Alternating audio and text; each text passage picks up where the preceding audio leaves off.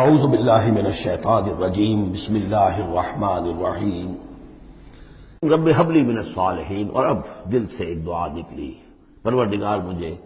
عطا فرما کوئی نیک بیٹا، صالح بیٹا، ہب لی، مجھے دے، بخش دے۔ فبشرناہ بغلام حلیم، تو ہم نے اسے ایک ایسے بیٹے کی بشارت دی جو حلیم ہے۔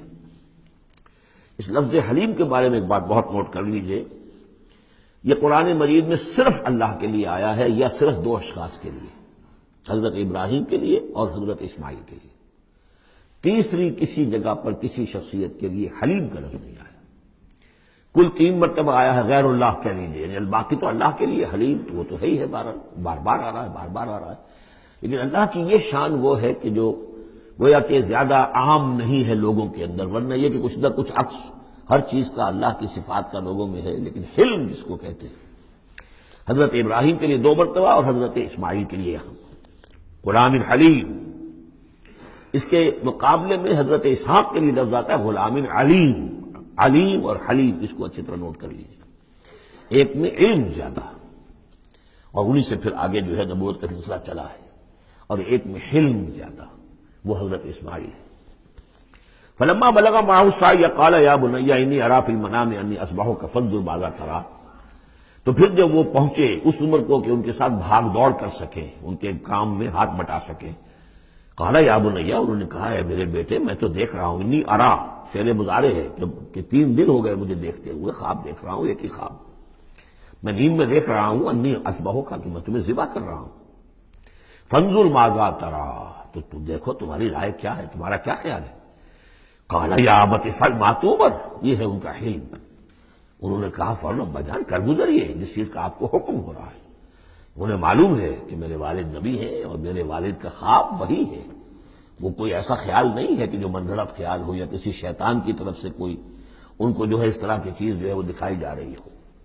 تو انہوں نے کچھ نہیں کہا، ابا جان پتہ نہیں سوچیے تو صحیح ہے، خواب باقی خواب صحیح ہے، سچا ہے، کیا ہے، نہیں کچھ نہیں۔ یا ابت افعل ما تؤمر ستجدنی انشاءاللہ من الصابرین قریب، انشاءاللہ آپ مجھے پائیں گے صبر کرنے والوں میں۔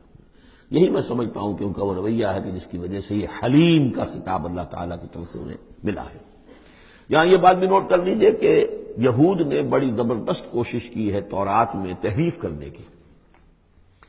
کہ ذبیح اللہ حضرت اسماعیل کے بجائے حضرت اسحاق کو قرار دیا جائے۔ جگہوں کے نام بدل دیے ہیں، فلسطین میں بھی ایک علاقہ، ایک جگہ کا نام مریا رکھ دیا ہے، مروا، جیسے مروا کے اوپر قربان گاہ تھی وہ مریا وہاں بنا دیا ہے، وہاں بھی ایک بکہ بنا دیا، وادی بکا، وادی بکا وہ بکہ، اس لیے کہ مکہ جو ہے وہ وادی مکہ تھی، جس میں کہ یہ اللہ تعالیٰ نے حضرت ابراہیم کو وہ جگہ بتائی کہ یہ ہے بیت اللہ کا مقام۔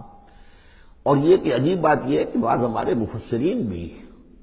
ان کے اس پروپیگنڈے سے متاثر ہو گئے، اور یہ کہ ذبیح اللہ جو ہے وہ حضرت اسماعیل نہیں بلکہ حضرت اسحاق ہے۔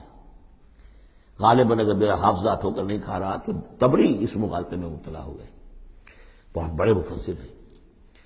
تو اس پر جو کتاب لکھی مولانا حمید الدین فراہی نے عربی زبان میں، وہ بہت مارکے کی کتاب تھی، الرائے الصحیح فی من هو الذبیح، کون ذبیح ہے اس کے بارے میں صحیح رائے، عربی زبان میں لکھی۔ اس کا ترجمہ مولانا اسلائی صاحب نے کیا تھا، وہ ہم نے شائع کیا تھا انجمن خدام القرآن کے تحت، غالباً اب بھی کہیں ہوگا، لیکن وہ کتاب اتنی دقیق ہے، اتنی مشکل ہے، عام ذوق کی نہیں ہے، اس لیے میں نے ایک مرتبہ بہت سی وہ شائع کر لی تھی، وہ بہت عرصے تک پڑھی نہیں، پھر اس کے پڑھنے والے نہیں نکلے۔ قال یا بنی انی اری فی المنام انی اصبحک فانظر ماذا تری، قال یا ابت افعل ما تؤمر ستجدنی انشاءاللہ من الصابرین فلما اسلما وتلہ للجبین، تو جب ان دونوں نے فرما برداری کی روش اختیار کر لی اور حضرت ابراہیم نے اسماعیل کو لٹا دیا پیشانی کے بل، تاکہ چہرہ سامنے نہ ہو، بجائے سامنے وہ چلانے کے چھری اس گدی پر چلانے کی کوشش کی۔ وَنَادَيْنَاهُ يَا ابراہیم، اور ہم نے پکارا ہے ابراہیم، قَدْ صَدَّقْتَ الرُّؤْيَا، تم نے تو اپنا خواب سچا کر دکھایا۔ اِنَّا كَذَلِكَ نَجْزِي الْمُحْسِنِينَ، ہم اسی طرح اپنے محسن بندوں کو بدلہ دیتے ہیں۔ إِنَّ هَذَا لَهُوَ الْبَلَاءُ الْمُبِينُ، یقیناً یہ بہت بڑی آزمائش تھی۔ یہ شاباش کی حد ہے کہ ممتحن یہ کہے اس سے کہ جس کا امتحان لے رہا ہو کہ بھائی امتحان بڑا سخت لیا تھا میں نے تمہارا واقعتاً، اب یہ شاباش کا جو ہے یوں سمجھیے کہ سب سے آخری شکل ہے کہ ممتحن کہے اس موضوع پر میں نے ایک تحریر لکھی تھی جو کتاب کی شکل میں موجود ہے، حج اور عید الاضحیٰ اور اس کی حکمت، اس میں میں نے یہ چیزیں بیان کی ہیں۔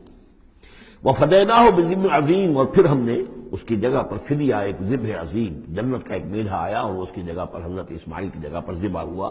اور اسی کی پھر اب یہ یاد ہے کہ جو بنائی جا رہی ہے قربانی جو ہوتی ہے، وَتَرَكْنَا عَلَيْهِ فِي الْآخِرِينَ، اسی پر ہم نے پھر باقی رکھا پچھلوں میں بھی۔ یعنی اس میں یہ بھی ہو سکتا ہے کہ پوری ملت ابراہیم مراد ہو، جیسے ملت نوح پر ہم نے باقی رکھا کچھ لوگوں کو جن میں سے حضرت ابراہیم بھی تھے، اور یہ بھی کہ اس قربانی کا خاص طور پر جو ہے اس کا ذکر کیا جا رہا ہو۔ سلام علی ابراہیم، سلام ابراہیم پر، کذالک نجزی المحسنین، اسی طرح ہم بدلہ دیتے ہیں اپنے محسن بندوں کو، انہ من عبادنا المؤمنین، یقیناً وہ ہمارے مومن بندوں میں سے تھے۔ وبشرناہ باسحاق نبیا من الصالحین، اور ہم نے بشارت دی انہیں اسحاق کی کہ انبیاء ہی میں کے زمرے میں سے ایک نبی ہوں گے۔ وبارکنا علیہ وعلی اسحاق، اور ہم نے اپنی برکتیں نازل فرمائی ان پر بھی اور اسحاق پر بھی علیہم الصلاۃ والسلام۔ ومن ذریتہما محسن وظالم لنفسہ مبین، اور ان کی اولاد میں سے، نسل میں سے بہت نیکوکار بھی نکلے، بہت محسن بھی نکلے، لیکن یہ کہ ظالم لنفسہ مبین، صاف صاف اپنے نفس پر ظلم کرنے والے بھی نکلے، ہر طرح کے لوگ نکلے۔ صدق اللہ العظیم۔